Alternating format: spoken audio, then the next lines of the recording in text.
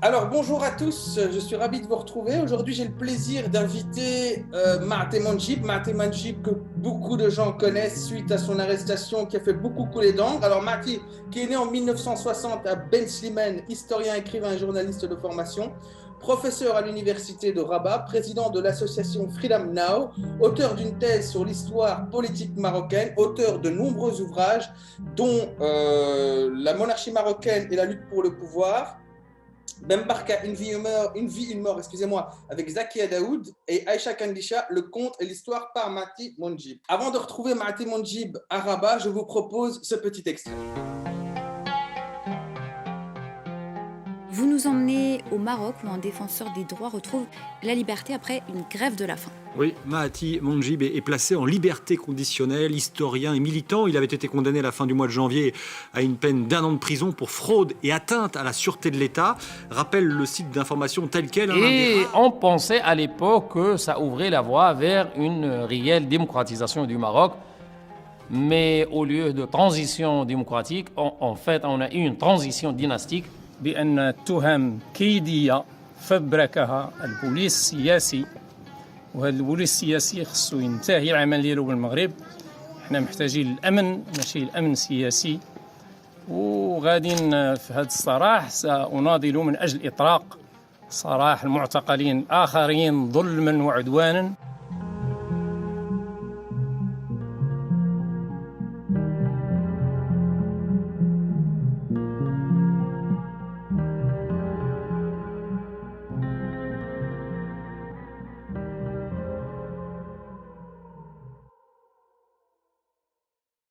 Mahdi Monjib, bonjour, ravi de vous voir en tout cas, ravi de vous voir souriant. En tout cas, je crois que beaucoup de gens s'inquiétaient énormément de votre sort. Je souriais même en prison, donc.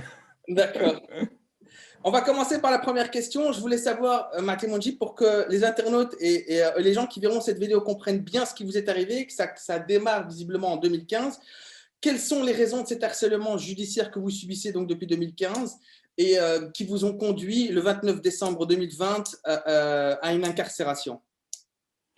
Moi-même, je ne savais pas vraiment parce qu'en fait, moi, j'étais déjà un critique du régime de Hassan II et j'étais obligé donc de partir en France, puis d'être en exil au Sénégal pendant 8 ans.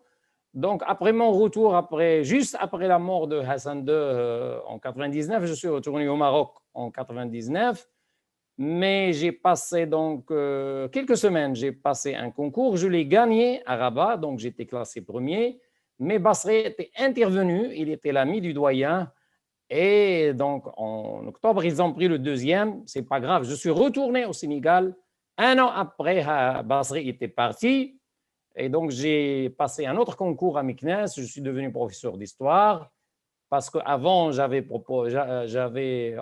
j'étais candidat et j'ai eu le poste, mais Basri l'a enlevé en sciences politiques. Donc après, je suis retourné en 2000 et pendant quelques années, j'étais tranquille. Et puis la répression a repris dès 2003.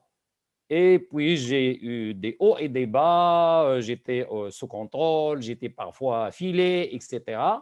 Et puis ça, vraiment, l'année noire, si on peut dire, c'était 2011 à cause de ma participation donc à l'organisation du mouvement du 20 février, donc à Rabat surtout. Par exemple, j'ai été l'initiateur de la première conférence du mouvement du 20 février avec la présence de mademoiselle Madmad, je ne me rappelle plus son nom, et de Oussama Al-Khalifi. Et j'étais avec eux dans une conférence de presse le 18 février, donc 2 jours avant les manifestations, donc avant le nom même du mouvement. Et donc j'étais pris en photo, je suis passé sur les médias internationaux. Il y avait 200 personnes et 50 journalistes et 7 grandes chaînes internationales. Et comme c'était moi qui l'avais proposé et que j'ai participé donc à l'organisation, j'étais à la table si vous voulez. Donc, j'ai eu beaucoup de problèmes à partir de cette année-là. Mais on a eu 2 années de liberté vraiment au Maroc, 2011-2012 jusqu'à l'été 2013, une campagne sans préalable, si on peut dire, de diffamation a commencé en juillet 2013. au même moment où il y avait le coup d'État en Égypte, la guerre en Syrie et en Libye, etc. Et donc, j'ai subi. Tout d'abord, ils ont commencé par me menacer de diffamation. Imaginez, ils ont eu beaucoup de patience avec moi, c'est vrai. Donc, pendant à peu près 1 an, c'était des menaces. On va vous diffamer, comme ça, avertissement. Donc, à la une d'un grand journal national, il y a eu cet avertissement ils ont écrit le dernier avertissement, c'était, je crois, le 7 ou le 8 juillet 2013. De quel journal c'était quel journal exactement? Non, parce que je ne veux même pas le dire, parce que c'est un journal qui n'est pas un journal de diffamation. Mais il y avait un flic qui travaillait avec eux, et j'ai parlé au directeur, il n'était pas au courant. Il a fait un petit filet de quelques lignes à la une du journal, et j'ai toujours la photocopie. Ils l'ont mis aussi sur le site du parti et du journal. Et moi, j'ai parlé à un ami, et je connaissais le directeur, ils m'ont dit qu'ils ne l'ont pas vu. Donc, les flics travaillent aussi comme ça, ou les collaborateurs des flics. Voilà. Et donc, le 14 juillet 2014, donc j'étais menacé physiquement vers 10 heures du soir dans avenue Abtal à Agdal, donc à Rabat, physiquement. Et puis 2 mois plus tard, j'étais menacé le 22 septembre 2014 aussi physiquement. Et 2 jours plus tard, Hicham Mansouri, qui était le jeune collaborateur le plus proche de moi, on travaillait sur une base quotidienne. Et donc, il a été attaqué le 24 septembre par une voiture noire. 2 mecs, gros bras, sont sortis de la voiture noire. Je lui avais dit au revoir devant Agdal, Rabat Agdal, donc la gare. 1 minute plus tard, il a été attaqué, il a été saut, il a reçu une trentaine de coups, surtout sur les 2 côtes ici, les 2 côtés, et rien sur la face. Il a perdu par exemple une molaire, donc c'était violent, mais les dents les incisives n'étaient pas touchées. Il a perdu beaucoup de sang, et une caméra de Ibis, de l'hôtel, a filmé en partie donc l'attaque, en partie seulement, mais la police est venue, il a enquêté, ils ont fait disparaître donc l'enregistrement caméra de l'hôtel Ibis, et on a porté plainte via professeur maître Noidi, et ils ont dit qu'ils n'ont trouvé ils n'ont pas trouvé l'identité. C'était ça la réponse de la justice. Et 6 mois plus tard, il a été attaqué chez lui. Voilà, c'était pour me faire peur. Il a été suivi, moi j'étais suivi. Ils l'ont attaqué parce qu'il était plus jeune, il était moins connu, et il était lui un administratif de l'association. Pas, si vous voulez, un politique. Il était un administratif. Donc, j'ai eu beaucoup de peine pour lui parce qu'il était attaqué pour me faire mal, pour me faire peur aux autres membres donc, de l'association. Et il l'a payé très cher par 10 mois de prison. Et au début, ils l'ont attaqué chez lui, ils l'ont imaginé, ils l'ont dénudé, ils lui ont enlevé tous les vêtements, y compris le slip, ils l'ont filmé, et lui, il croyait, parce qu'il était attaqué avant, il croyait que ce n'était pas la police, parce qu'ils étaient en civil. Il y avait 7 dedans, ils ont cassé la porte, ils avaient envoyé une femme tout d'abord, déculottée, qui a tapé à la porte, parce que l'accusation, c'était un bordel, qu'il tenait un bordel et que moi, j'étais le chef du bordel.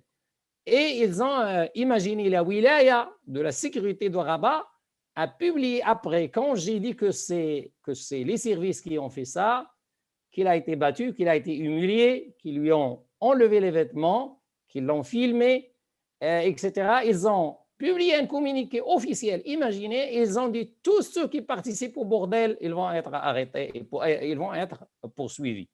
Voilà. Mais je l'ai défendu, par exemple, RMSC pendant 45 minutes avec des représentants disons, des services.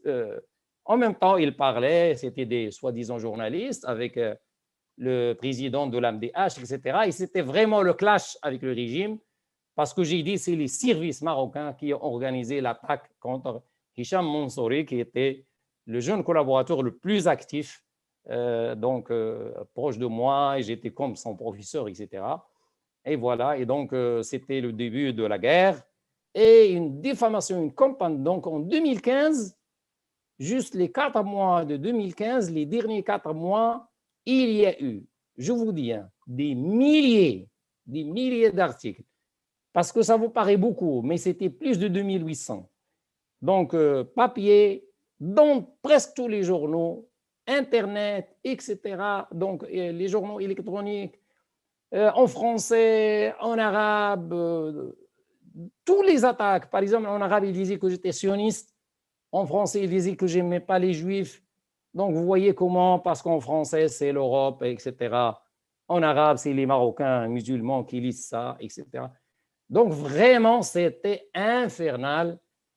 Je voulais quitter le Maroc, mais moi, je voulais que ma fille soit aussi marocaine qu'elle a la nationalité et la culture de sa maman, mais je voulais aussi qu'elle soit marocaine aussi à 100%. Disons, sa deuxième, enfin, son autre culture, c'est l'arabe marocain. Et donc, je ne voulais pas quitter. Donc, j'étais obligé d'aller dans une grève de la faim parce qu'il m'avait interdit de quitter le territoire. Et ça a été j'ai gagné, surtout je pensais aux amis, parce qu'il y avait 4 amis qui étaient, 3 amis et un autre militant qui était poursuivi pour atteinte à la sécurité de l'État comme moi. Et donc, ils ont levé l'interdiction sur tout le monde. Donc, la majorité sont partis tout de suite. Moi, j'ai refusé de partir parce que d'abord, je voulais que ma fille reste au Maroc.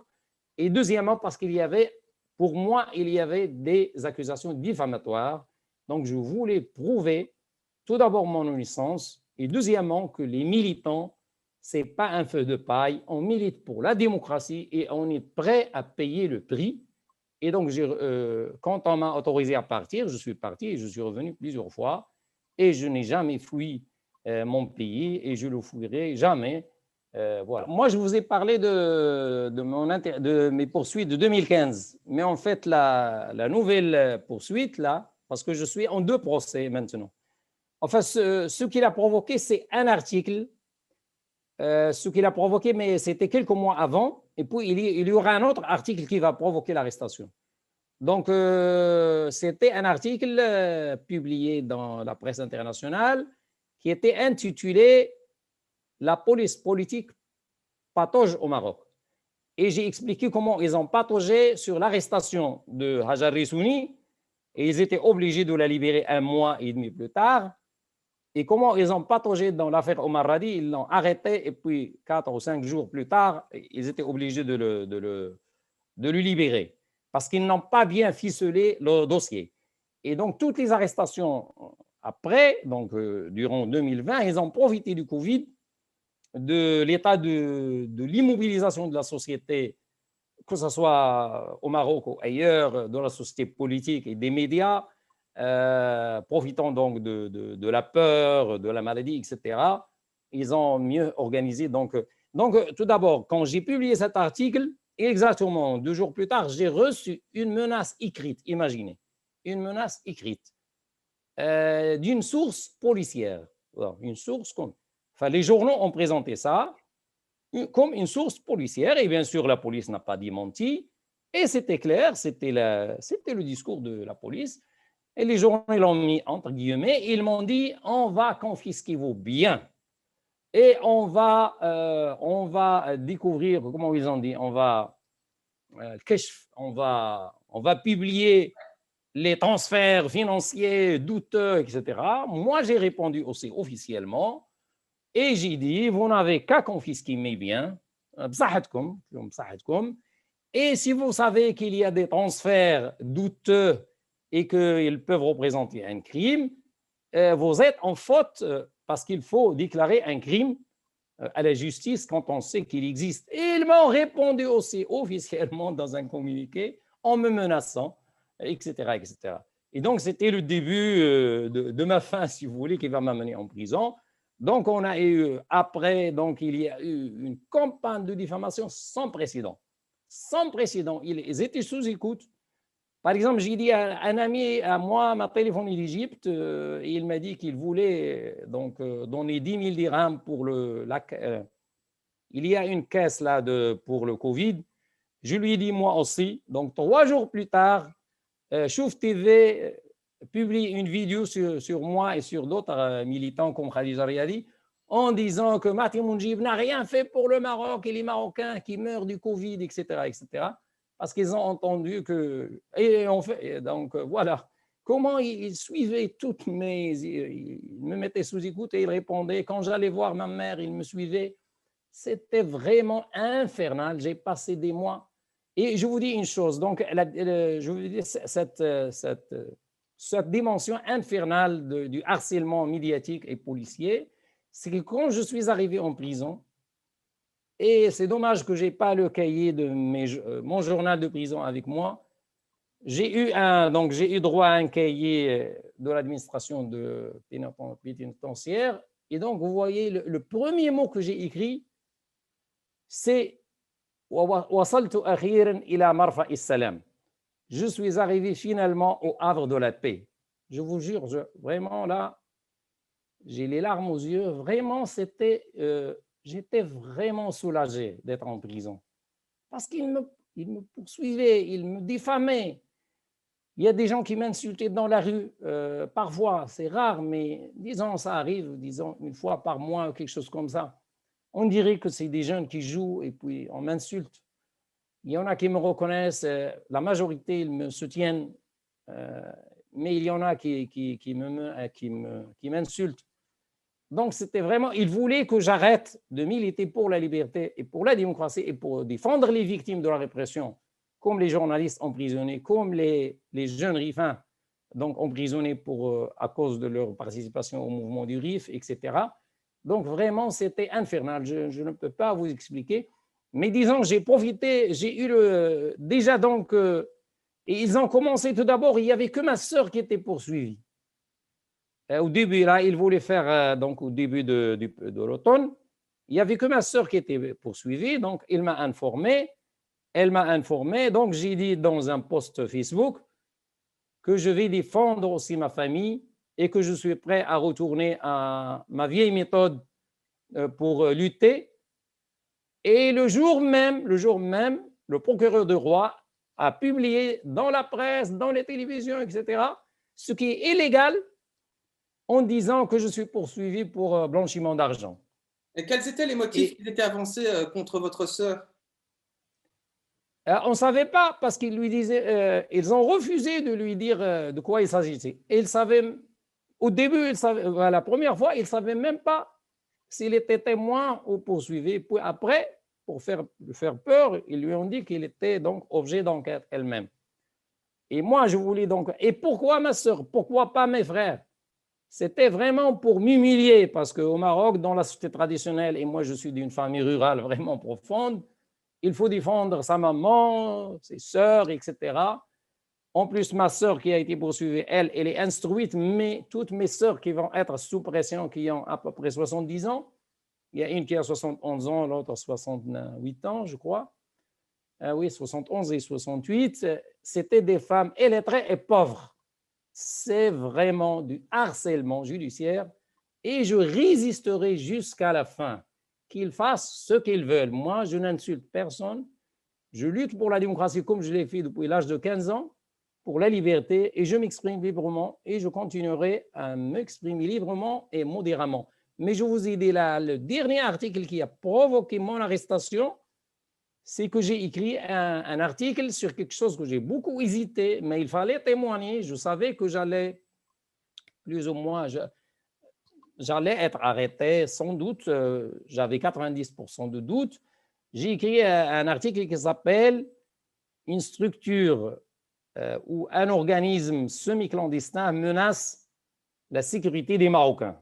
Et j'ai expliqué comment des gens de la police politique qui collaborent avec des journalistes, soi-disant journalistes, avec aussi des gens qui sont comptés comme des gens de la justice. Ils collaborent pour préparer l'opinion publique pour l'arrestation de quelqu'un. Et j'ai donné cet exemple plusieurs fois. Ils organisent par exemple médiatiquement pour qu'il n'y ait pas de réaction. Je vous donne 3 exemples. Par exemple, Souleymane Rissouni a été menacé de passer la fête de l'Eid Sghir en prison et il a été arrêté 36 heures avant donc l'Eid Sghir. Omar Radi, ils lui ont dit « Tu vas manger le boulfaf », c'est-à-dire les grillades du directeur de la prison, je ne veux pas donc donner son nom. Ils lui ont dit, tu vas manger le boulfaf, c'est-à-dire les grillades de la fête de l'Aïd el-Kibir, en prison. Il l'a mangé. Je ne sais pas s'ils lui ont donné les grillades, mais en tout cas, il a été arrêté. Donc, 2 jours avant l'Aïd el-Kibir. Et moi-même, j'étais arrêté 2 jours avant le Nouvel An. Et aussi Omar Radi a été arrêté l'autre fois 1 jour avant Noël. Donc, vous voyez comment ils calculent tout, ils préparent l'opinion publique et ils veulent donc vous mettre à l'ombre dans un moment où il n'y a pas de... Après 3 jours, les gens oublient et il y a d'autres faits de l'actualité qui arrivent. Donc voilà, c'est ça. Et... Je me permets de vous interrompre et de revenir. Ces médias de diffamation, j'imagine qu'il y en a des francophones et des arabophones. Vous pouvez en citer quelques-uns si je vous demandais de les citer. Parfois, ils sont bilingues. Donc, je commence par les bilingues. Le 360, par exemple. Et moi, mes amis me disent il faut être modéré. Donc, je ne vais pas donner le nom de son fondateur parce que c'est quelqu'un de très, très, très important. Il m'a porté préjudice dès 2014. Il a commencé donc ce journal à... Et c'est eux qui ont dit une fois que je suis historien négationniste. Une fois, ils ont dit que je suis franquiste parce qu'il y avait un soutien de la presse espagnole. Moi, j'étais un très petit enfant quand Franco est mort. Ils l'ont enlevé après parce que je me suis moqué d'eux. Ils ont enlevé, mais ils ont laissé historien négationniste. Or, moi, j'ai mes amis, par exemple, Abraham Serfati est un ami à moi, Siouna Sidouni est un ami à moi. Tous les articles que j'ai écrits sur les Juifs marocains, j'ai parlé de la pression qu'ils subissaient en tant que Juifs au Maroc par les Français pendant la colonisation, mais aussi par les Marocains. Donc, tout ça, ils essayent de vous décrédibiliser. D'ailleurs, dernièrement, une feuille publiée à Paris par les services marocains, en français, ils m'ont attaqué comme le leader de l'islamo-gauchisme, ce qui est très faux. Moi, je fais partie d'aucun parti, mais je suis proche de la famille, la gauche démocratique. Ils ont dit que je m'allie avec des islamistes antisémites. Vous voyez, ils ne disent plus négationnistes, ils disent ils s'allient avec, parce que c'est en France et que je peux porter plainte, etc. Je n'ai pas porté plainte et que je suis le parrain d'un courant dangereux au Maroc qui est l'islamo-gauchisme, parce qu'ils savent en France il y a beaucoup de... Mais justement par rapport à ce point-là, Maté, comme ça, on termine ce point-là et on arrive à votre incarcération proprement dite. Voilà, vous êtes, comme j'ai dit tout à l'heure, vous avez été une cheville ouvrière, en tout cas, de la tentative de ce rapprochement gauche-islamiste. Moi, je ne parlerai pas d'islamo-gauchisme, mais je dirais simplement une tentative de rapprochement entre les forces progressistes au Maroc de gauche et le courant plutôt conservateur et islamiste. Qu'est-ce que vous pensez, et j'aimerais vraiment ici vous questionner et avoir votre grille de lecture sur l'efficacité réelle de cette tentative de rapprochement? Donc, moi, dans ma vie d'étudiant, j'étais un étudiant basiste, membre donc, de l'UNEM. J'étais au bureau, par exemple, de la section de l'UNEM de Montpellier. J'ai toujours été de gauche et je le suis et je le serai toujours. Mais au Maroc, ce qui presse maintenant, il faut arriver à la démocratie. Or, en tant qu'historien politique, j'ai vu que, par exemple, en Amérique latine, la démocratisation s'est faite quand il ne s'est pas faite par la violence. Donc, moi, je préfère la paix et les moyens pacifiques. Il a fallu des coalitions très larges contre les régimes autoritaires ou dictatoriaux, qui souvent allaient de l'extrême droite parfois à l'extrême gauche. Mais tous les gens étaient contre le pouvoir, parce que le pouvoir est autoritaire, dictatorial, contre tout le monde, si vous voulez. Parfois, il y avait les religieux, par exemple de la théologie de la libération.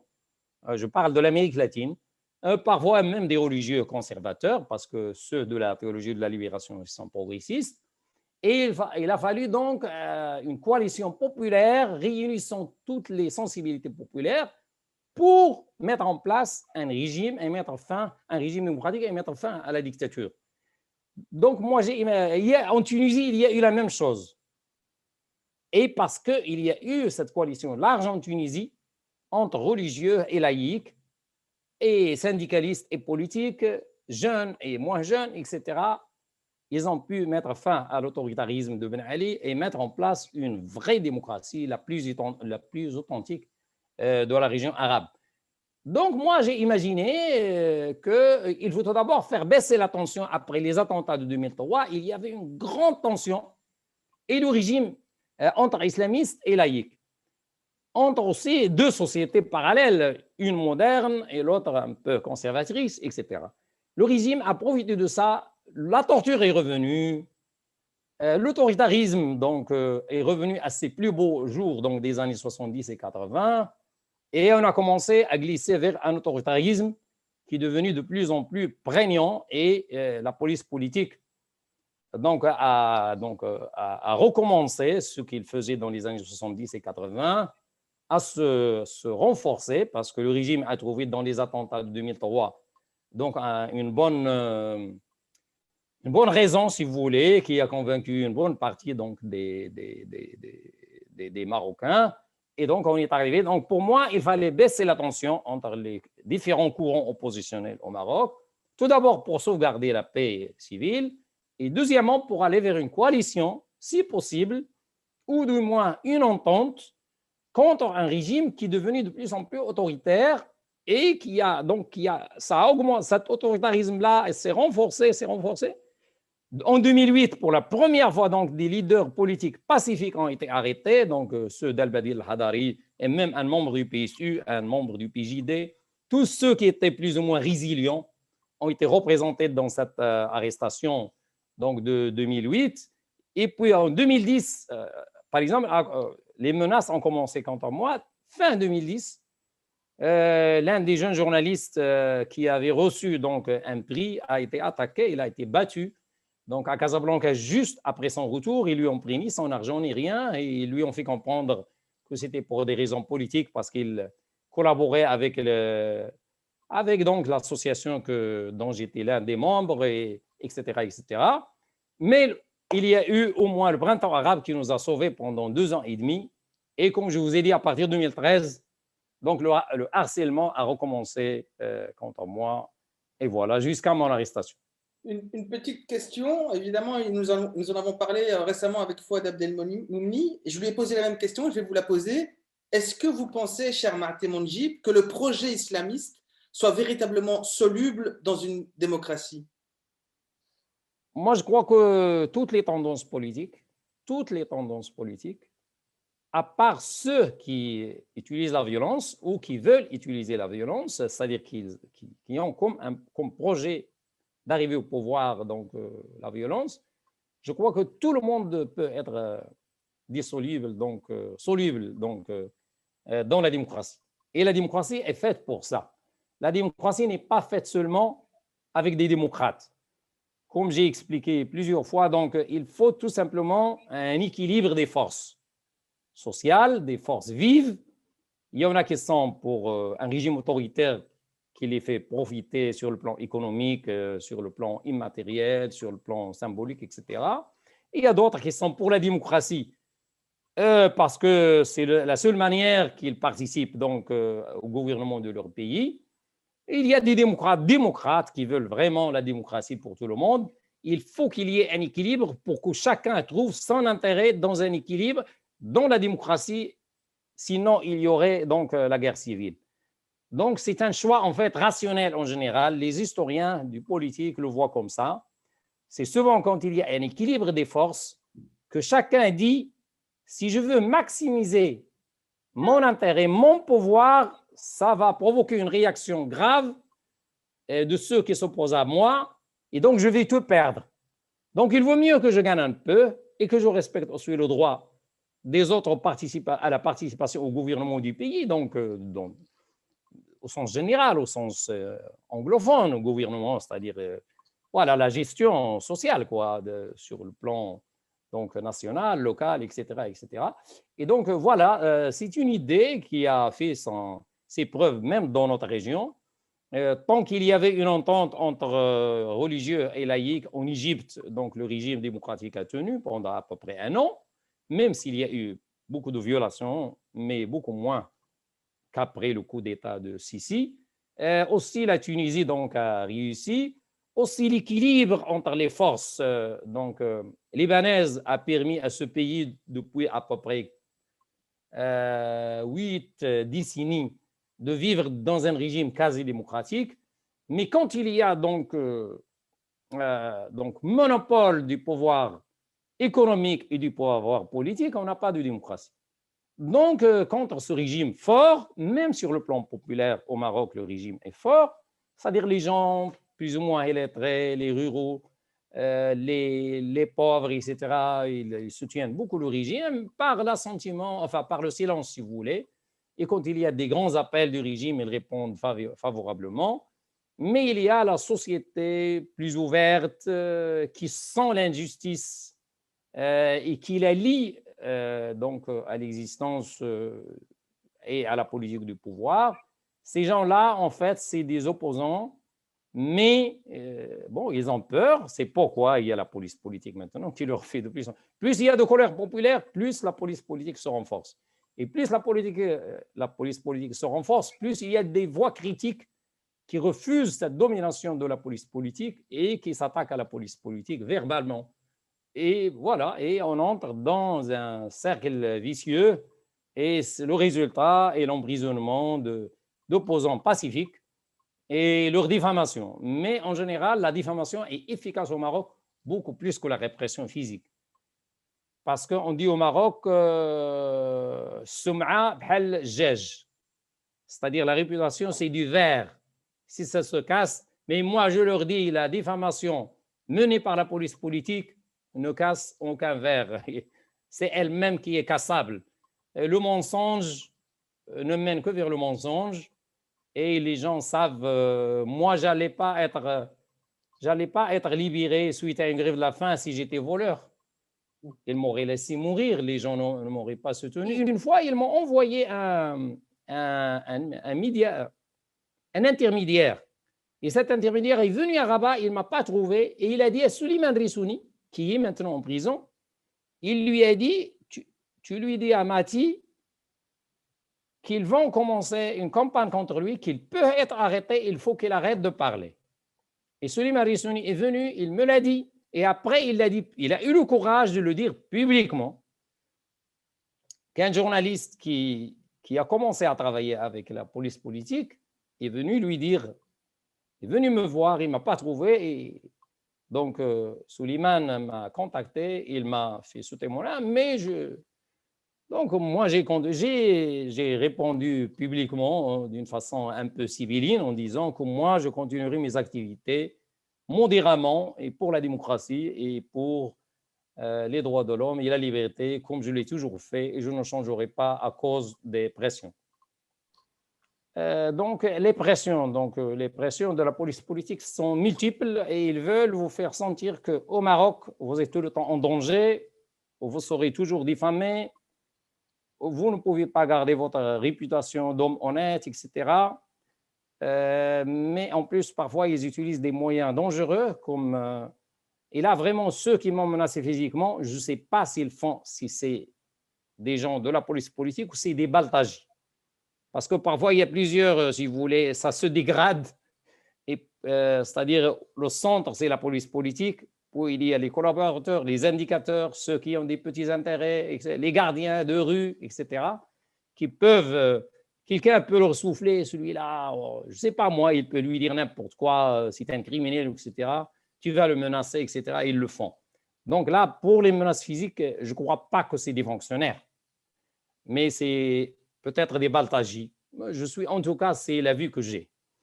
Donc, pour vous répondre sur les médicaments, c'était très grave, parce que dès que j'étais arrêté, j'avais en fait 2 comprimés sur moi toujours, parce que c'est un bêta-bloquant et j'ai besoin de ce médicament 2 fois par jour. Donc, 12 heures de différence, par exemple 8 heures du soir, 8 heures du matin, quelque chose comme ça.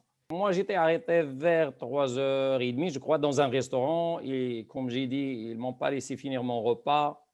Ils m'ont donné quand même 2 minutes à peu près. Puis après, ils ont commencé à pousser la table. Ils me disaient, il faut venir. Je leur demandais de me présenter un mandat d'arrêt, un mandat d'amener, et ils ont refusé. Donc, ils m'ont arrêté illégalement et je voulais enregistrer devant les témoins dans le restaurant populaire que j'étais arrêté. Parce qu'après, ils ont dit pour Suleiman, par exemple, comme c'était illégal, ils ont dit il a bien voulu, c'est lui-même qui a voulu nous accompagner. Imaginez, mais vraiment. Mais c'est pourquoi je parle de police politique. Est-ce que des policiers normaux, qui respectent la loi, le monsieur était devant chez lui, il n'était pas en fuite, il n'y avait pas un mandat d'amener, il devait juste lui présenter une convocation pour le lendemain ou pour le jour même. Ils l'ont arrêté et puis après ils disent il a bien voulu nous accompagner. Mais imaginez, c'est pour vous faire sentir dans un régime d'insécurité, quoi, pour faire peur aux autres. Voilà. Moi-même, la même chose. Donc, ceux qui m'arrêtaient, ils me disaient oui, mais on vous amène dans le palais de la justice et ils vont décider. Donc, vous n'avez pas besoin de convocation ni d'un mandat d'amener, etc. Donc, ils m'ont amené, ils étaient très corrects. Sinon, à part qu'ils m'ont empêché de finir un bon poisson, charro au Maroc, c'était la première fois que je le mangeais. Et j'ai mangé un petit tiers. Voilà, et ils m'ont amené dans une voiture banalisée jusqu'à... J'ai rencontré donc le procureur ou le vice-procureur du roi, qui m'a traité très convenablement. Après, j'étais donc... le juge d'instruction voulait m'interroger, mais je lui ai dit que j'avais besoin de mon avocat. Après, j'ai refusé donc de répondre du fait qu'ils m'ont refusé le droit d'avoir un avocat, et surtout l'avocat était très proche parce que mes amis ont tout de suite envoyé un avocat, 2 avocats même. Et donc le juge d'instruction m'a dit mais si vous répondez pas, je vais suivre donc la motion du parquet demandant qu'il me met donc en prison, qu'il me mette en prison. Voilà, donc je lui ai dit, mais qu'est-ce que je dois faire pour que je ne sois pas mis en prison? Il ne m'a pas répondu, et donc j'étais arrêté, et voilà, j'ai été amené à la prison. Voilà. Donc les médicaments. Les médicaments, donc j'ai bien dit au juge d'instruction qui m'a traité très correctement sur le plan humain. Et donc, il a demandé aux policiers de la BNPJ qui étaient là-bas de trouver une solution. Donc, j'avais 3 semaines de médicaments de mon traitement à la maison. Donc, le lendemain, je crois, ma famille m'a amené, ou des amis m'ont amené les médicaments que j'avais. Mais j'avais déjà dit au juge d'instruction que j'aurais au maximum, que j'ai avec moi pour 2 comprimés, mais que dans 20 jours, je n'aurai plus que ce médicament n'existe pas au Maroc. Donc, il était au courant. Donc, ma famille de France m'a envoyé dès le 7 janvier. Ils m'ont envoyé le courrier avec des médicaments qui est arrivé le 9. Mais après, ils ne me l'ont pas amené parce que c'est la société donc, du courrier qui est privée. C'était très, très cher d'ailleurs, l'envoi. Mais il fallait le faire, qui devait l'amener à l'administration de la prison. Ils ne l'ont pas amené. Au début, ils disaient qu'il y avait un problème d'adresse, mais c'était totalement faux. Parce qu'en France, déjà, lors de l'envoi, ils précisent le point exact à 100 mètres près. Parce que c'est très bien organisé. Il y a le code postal, il y a le nom du village, il y a le nom de la prison, il y a mon nom. Là. Et après, ils ne répondaient plus à ma famille, qui était très angoissée. Et moi, j'avais dit à plusieurs membres de ma famille, au Maroc et en France, en téléphonant, que voilà, j'ai jusqu'au 20 janvier, j'ai le traitement, jusqu'au 20 janvier. Et donc, mon médicament est arrivé le 9, il devait à Rabat, donc il pouvait arriver à la prison qui est à une vingtaine de kilomètres, le 9 ou le 10. Et moi, donc, j'ai dit à la famille, le dernier comprimé, je vais le prendre le 20 le soir. Et imaginez, ils ont gardé La police politique donc, a gardé le médicament. Et ils n'ont pas le droit de le prendre. C'est la société du courrier qui devait l'amener à la prison. Ils ont le droit, bien sûr, de vérifier, l'administration pénitentiaire de vérifier qu'est-ce qu'il y a dedans, etc. Mais ils l'ont pris illégalement, ils l'ont gardé pour me faire angoisser au maximum. Et ils l'ont amené donc la soirée du 20.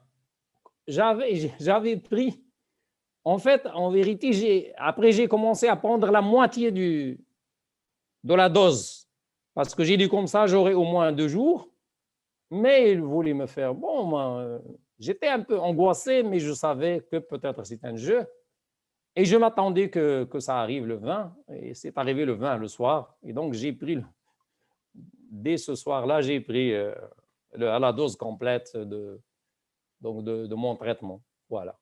Et c'est la police c'est la police, à la demande du juge d'instruction, qui l'a amené. Et donc, vous voilà incarcéré, vous décidez d'entamer une grève de la faim. Et là, quelle a été la réaction de la France? Parce que, comme nous le disions tout à l'heure, vous êtes franco-marocain. Évidemment, il y a un comité de soutien qui s'est très, très vite mis en place, qui a fait beaucoup de bruit autour de votre cas. Avez-vous eu un support ou une quelconque aide de la part de la République française?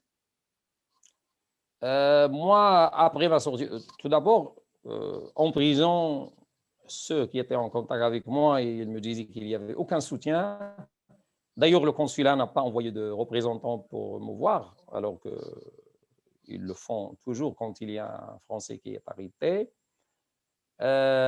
Quelqu'un qui a la nationalité française, surtout vu mon âge et vu donc mon état de santé. Rien sur le plan officiel, il n'y a pas eu de soutien, rien. Voilà, c'est ça. Donc, mais moi, il faut que je m'informe plus pour pouvoir sur le.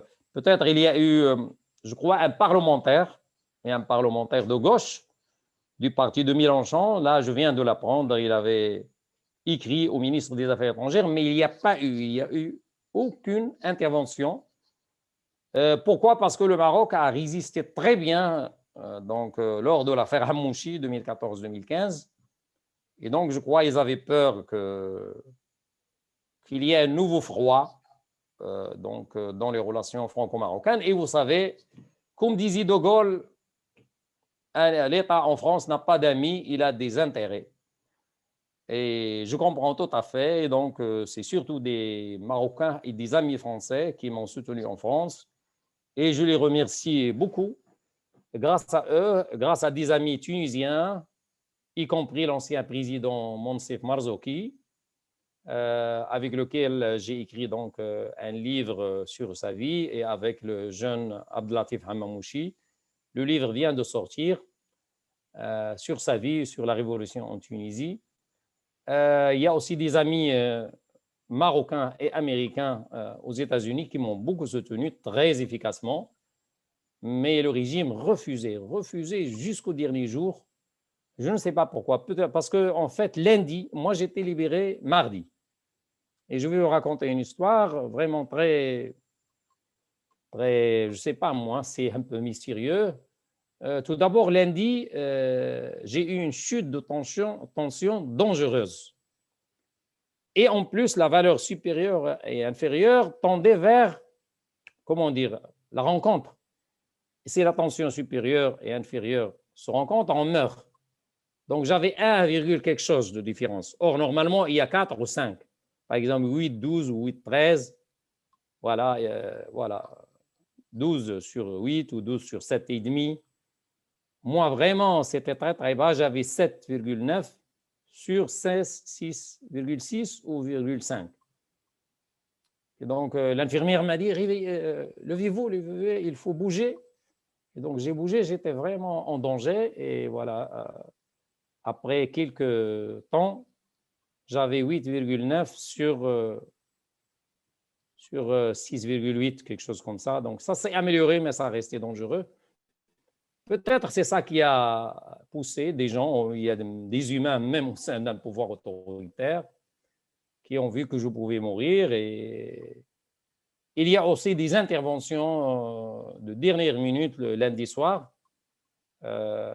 surtout du côté de mes amis, donc des ONG américaines, qui ont fait beaucoup qui ont publié l'information, etc., et qui avaient donc contacté des membres du pouvoir au plus haut niveau. Et donc, il y a eu la rencontre de ces deux. Donc, le mardi, c'était mon 20e jour. Et ce jour-là, donc mardi, vraiment, moi, je n'avais aucune idée que j'allais être libéré ou rien. Il n'y avait aucun signe. Mais le matin, je me suis rasé d'une barbe d'un mois et demi. Aussi, j'ai mis pour la première fois, parce que normalement, je mets toujours des vêtements, disons, que je porte en prison pour pouvoir marcher, etc. Un survêtement que je lave tous les 3 jours, etc. Mais ce jour-là, j'ai mis des vêtements neufs, je me suis rasé, j'ai pris ma douche, vraiment comme si je me préparais à sortir.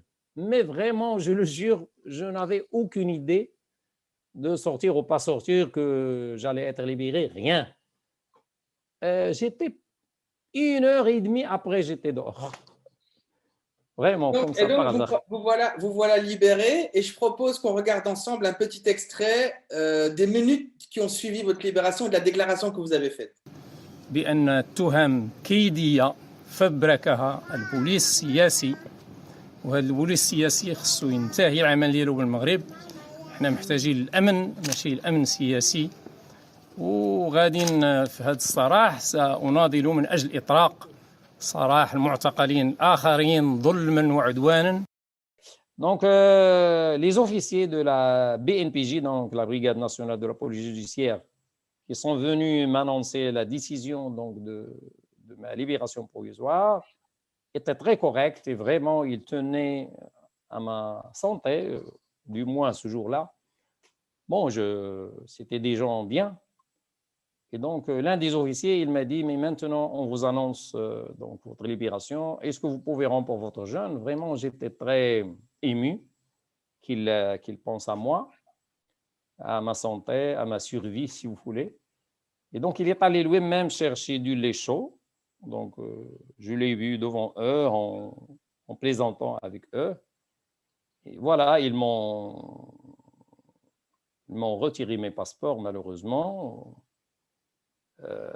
Et voilà, j'étais libre. Et voilà, la direction de la prison aussi était très, très, très sympa. Ils étaient contents, ils étaient très contents. Plusieurs membres de l'administration sont venus me féliciter. Vraiment, j'étais très, très ému. Ils m'ont dit, est-ce que vous voulez téléphoner à votre famille, etc. Donc, voilà, j'étais au bord entre la vie et la mort. Et voilà, 1 heure après, j'étais libre. Même provisoirement, j'étais très, très, très content. Et voilà, la résistance. Moi, je dis aux Marocains, il faut résister au pouvoir autoritaire. Il faut résister contre l'injustice. Et on aura sa démocratie dans les années à venir. Et donc, ils m'ont amené donc, des légumes, une soupe épaisse, très, très, très bonne. Je n'ai jamais mangé de soupe aussi bonne. Et j'étais requinqué. Donc, vraiment, c'est comme si je n'étais pas en grève de la faim. Et le docteur, après, m'a dit c'est l'adrénaline qui est montée positivement. Et plus, bien sûr, que je me suis nourri. Et après, la police, parce qu'ils ne savaient pas, elle m'avait dit qu'il y avait que ma famille. Est-ce que je voulais venir avec eux ou ma famille qui avait une voiture? Donc, je leur avais dit, je viens avec la famille jusqu'à la maison pour vous donner le passeport. Et moi, je respectais beaucoup. Par exemple, je devais être hospitalisé, mes amis avaient pris. Et c'était urgent. Parce que surtout, après, quand on recommence à se nourrir, ça peut faire un contre-coup très grave. Vous savez, surtout, je suis cardiaque et diabétique. Et j'ai mangé beaucoup de soupe. Et je leur ai dit, non, je vous donne le passeport tout de suite.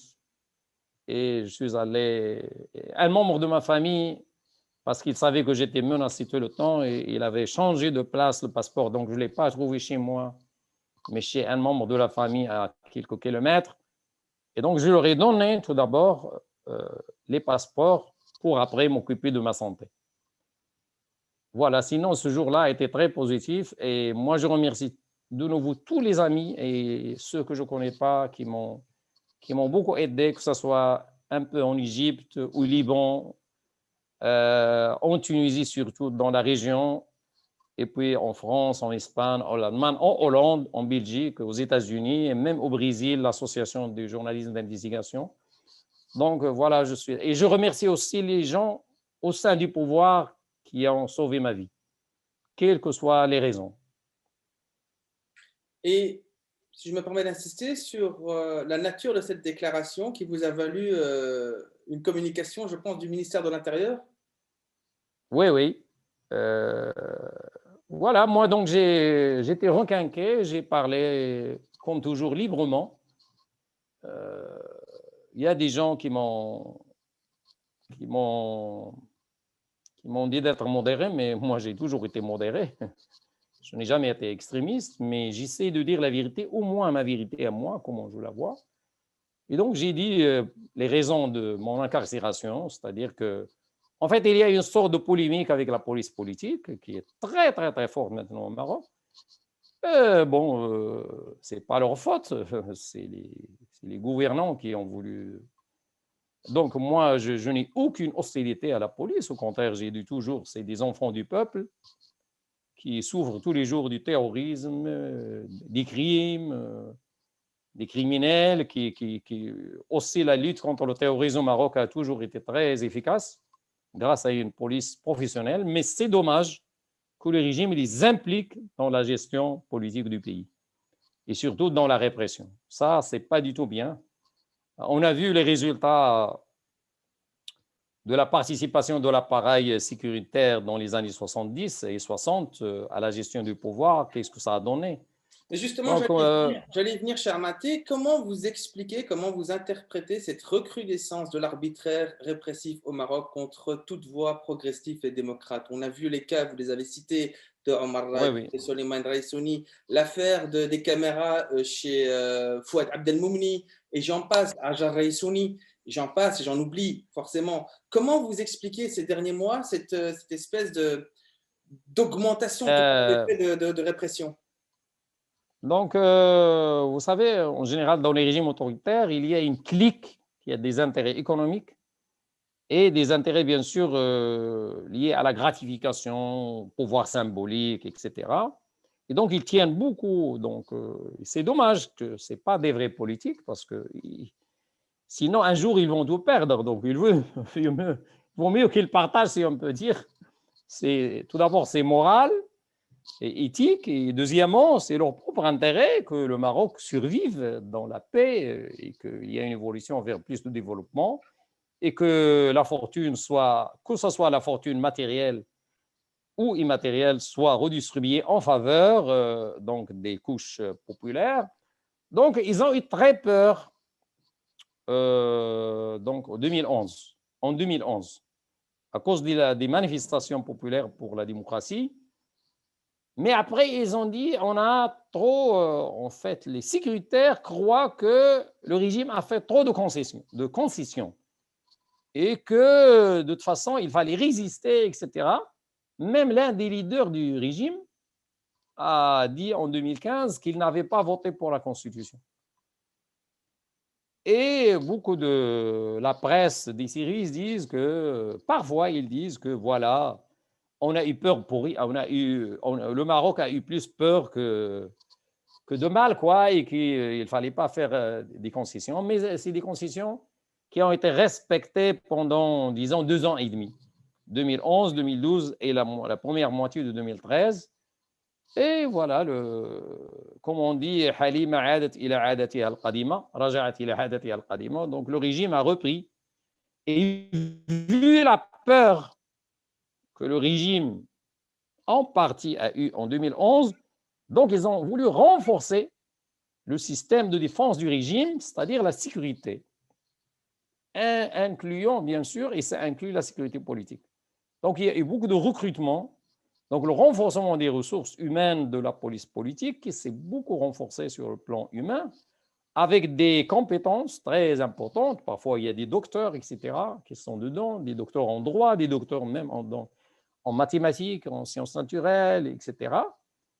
Mais le problème, c'est qu'ils participent maintenant à la gestion. Donc, le poids politique de la police politique s'est renforcé à partir de 2013 et maintenant, on atteint le climax, comment on dit ça, Le paroxysme. l'apogée, quoi. Ouais, le paroxysme. Mais moi, j'ai beaucoup d'espoir qu'il y ait une ouverture politique parce que le Maroc indépendant a toujours fonctionné en accordion.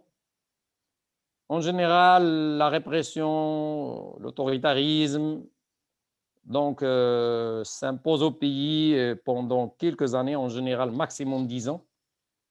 Et là, l'autoritarisme, c'est depuis 8 ans. Donc, disons, la reprise autoritaire, la reprise en main autoritaire de la société marocaine a commencé vraiment en 2013.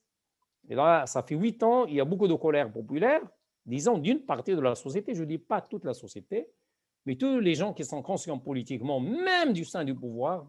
Et moi, je rencontre des gens du pouvoir par hasard, parfois dans un supermarché ou dans un café. Il y a une colère, ils la sentent, et je pense qu'il y aura bientôt une ouverture, parce que sinon, ça peut éclater et le régime n'est pas prêt à gérer par la violence. C'est pourquoi ils utilisent la diffamation. Parce qu'en fait, ils ont découvert, malheureusement, que la diffamation fait peur plus que l'arrestation, par exemple, aux militants marocains, parce que la société est encore conservatrice, donc tout ce qui est sexuel, donc moi, ils ont publié des ordures sur moi, sur ma famille, et ça existe jusqu'à maintenant. Si vous mettez Mati Mounjib plus un nom d'oiseau, plus le nom d'un organe sexuel, vous allez trouver ça dans le titre, parfois des dizaines d'articles en une semaine. Des attaques surtout sexuelles. Puis après, c'est devenu de plus en plus financier parce que mon âge avançait, donc le truc sexuel, ça ne mord plus. Et voilà, et à la fin, ils m'ont arrêté. À la fin, j'ai été libéré provisoirement. Et j'espère qu'ils vont comprendre que ce n'est pas comme ça qu'on gère une société. Ce n'est pas comme ça qu'on prépare la paix. Il y a une date d'un procès qui est prévue? Oui, le 8 avril, pour le premier procès. Et vous vous attendez Voilà. à quoi? Et moi, je m'attends à... Il faut que mes amis et les militants des droits humains se mobilisent au Maroc et à l'étranger. Je ne suis pas sorti... Comme a dit Chouf TV, a dit que je ne suis pas sorti de l'auberge. Voilà, au Maroc, on dit... قطع الواد ونشفوا رجليه، قال لي ما تسحب راسك راه قطعتي الواد ونشفوا رجليك. هذا c'est la police politique, donc il parle comme ça. Mais j'ai vu que les mouches électroniques ne l'ont pas soutenu. Donc il y a, sur mon cas, il y a un peu de perturbation, ils ne savent pas quoi faire. Il y a beaucoup moins d'attaques, 90% moins d'attaques des mouches électroniques, ce qu'on appelle Dhoubab électronique. Au Maroc, on l'appelle les mouches, et dans la région, on l'appelle les mouches électroniques, c'est-à-dire les gens, les faux, les robots, quoi. Les robots de Facebook, de Twitter, etc. Il y a eu aussi, pour ne pas oublier, une campagne par Twitter. Imaginez des fonctionnaires du ministère des Affaires étrangères. Et là, je prépare un procès contre certains membres, mais il y en a qui mettent leur vrai nom. Leur vrai nom, ils sont... Les diplomates, ils m'attaquent sexuellement, financièrement, etc. C'est vraiment dégueulasse. On est dans un état ou quoi? Vraiment, je ne comprends pas quoi. Mais comment ils utilisent leur vrai nom parfois? On arrive tout doucement à la fin de cette conversation. Ouais, je voulais vous dire aussi que on a voulu me chasser, m'éjecter de l'enseignement supérieur. Donc, ils ont dit que j'ai reçu un truc qui dit que j'étais absent depuis 2 mois et 1 semaine. C'est-à-dire, je l'ai reçu, ils l'ont envoyé, puis il est arrivé, et il disait que j'étais absent, donc il faut que je signe une reprise du travail. Et moi, j'ai refusé parce que si vous signez une reprise de travail, c'est un document contre vous. Moi, je travaillais et en plus, j'enseignais d'ailleurs en cachette parce qu'ils m'interdisaient d'enseigner, donc j'enseignais dans une autre... des doctorants dans une autre faculté et la salle était prise au nom de l'institut où je suis, c'est-à-dire pas en mon nom. C'était avec la complicité de collègues. Donc, j'enseignais en cachette. Comme les étudiants doctorats n'étaient pas très nombreux, 5, 6, donc j'ai pu cacher ça pendant quelques semaines. Et puis, la police politique a découvert ça. Imaginez qu'est-ce qu'ils ont fait. Ils ont commencé à diffamer mes étudiants à la une de plusieurs journaux. Mais est-ce que c'est des gens raisonnables? Par exemple, je donne quelques journaux qui ont diffamé mes étudiants. As-Sabah, Al-Nahar al-Maghribiya, Al-Ahdath al-Maghribi. Imaginez ça. Pas seulement ils vous diffament, votre famille, vos amis, ils veulent que les étudiants ne s'inscrivent plus avec moi. J'avais des doctorants, parce que là, ce n'est pas l'administration qui décide, c'est des collègues, donc j'avais quelques doctorants inscrits avec moi, et il y avait d'autres doctorants qui venaient à mon cours d'introduction à l'Afrique contemporaine, et il y avait aussi des téléphones, des coups de téléphone à mes étudiants. Mais un jour, plusieurs journaux diffament mes étudiants comme ça, et j'ai gardé, bien sûr, les... Imaginez, un Sabah, c'est un journal très grand, très lu. Et bien sûr, ils n'ont pas mis mon nom pour que les gens ne voient pas. Ne voient pas que c'est moi qui ai visé. Comme ça fait plus pression sur l'étudiant. Vous voyez, donc c'est vraiment dégueulasse, quoi. Mais je résisterai. Et quoi que ce soit, on travaille pour la démocratie, pour la liberté, modérément, pacifiquement. Et je continuerai à le faire. Et je respecterai la justice, la police, l'État marocain. Et ils doivent me respecter et respecter ma famille et arrêter le déluge de mensonges et d'insultes. Moi, je ne changerai pas d'opinion parce qu'ils me mettent en prison, parce qu'ils m'insultent. Ça, ils ne connaissent pas les Marocains. Et je suis Marocain. Mati Mondjib, merci en tout cas pour cet échange. Moi, j'ai vraiment toujours beaucoup de plaisir à vous écouter. Merci d'avoir répondu à cette invitation. Merci.